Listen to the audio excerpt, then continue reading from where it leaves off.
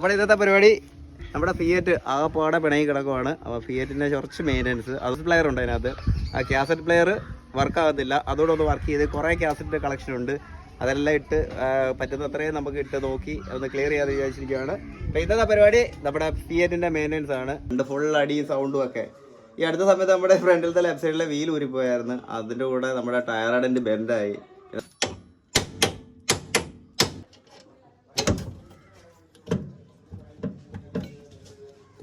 എല്ലാം പോയത് നമ്മുടെ ഫിയറ്റിൻ്റെ ഫ്രണ്ട് സസ്പെൻഷൻ നല്ല നീറ്റായിട്ട് വർക്ക് ചെയ്ത് കഴിഞ്ഞാൽ ഭയങ്കര സുഖം വണ്ടി ഓടിക്കാൻ. അതേപോലെ നമ്മുടെ സ്റ്റിയറിംഗ് ശാലം ടൈറ്റ് ആവുന്നുള്ളൂ. നമ്മുടെ കമ്പനി ടയർ മാറിയിട്ട് സ്വിഫ്റ്റിൻ്റെ റേഡിയൽ ടയർ ഇടണം. ഭയങ്കര സ്മൂത്താണ്, അടി ഒരുപാട് കുറയും. പക്ഷേ സ്റ്റിയറിംഗ് ഒരു ശകലം ടൈറ്റ് വരുമെന്നേ ഉള്ളൂ.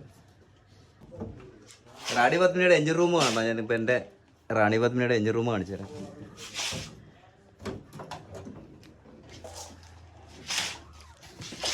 നല്ല നീറ്റായിരുന്നു. ഇപ്പം കുറേ പൊടിയൊക്കെ പിടിച്ച്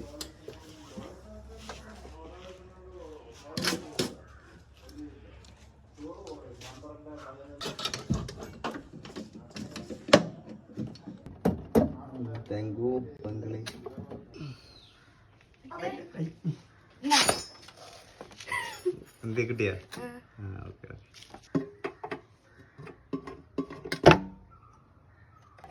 ഇതിനകത്തോട്ടങ്ങനെ പോയാൽ തീരും.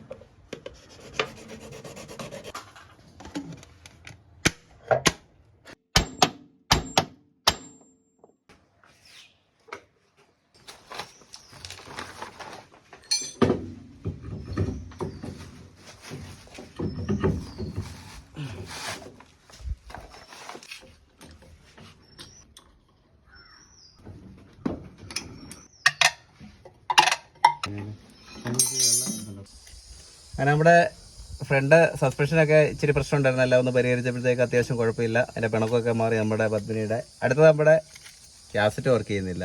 അപ്പോൾ അതിനകത്ത് ചെറിയ പരിപാടി, അതുകൂടെ ഒന്ന് ക്ലിയർ ചെയ്യണം. ഫോർ ദ പീപ്പിൾ ഉണ്ടോ, കുറേ കളക്ഷൻ ഉണ്ട് കാസറ്റിൻ്റെ. എൻ്റെ ഹെഡൊക്കെ ഒന്ന് ക്ലീൻ ചെയ്യാം. ഒരു ക്ലാരിറ്റി കുറവ്, എല്ലാം ഒന്ന് സെറ്റ് ചെയ്ത് റെഡിയാക്കിയിട്ട് അപ്പോൾ അതോടെ എത്തിക്കാം.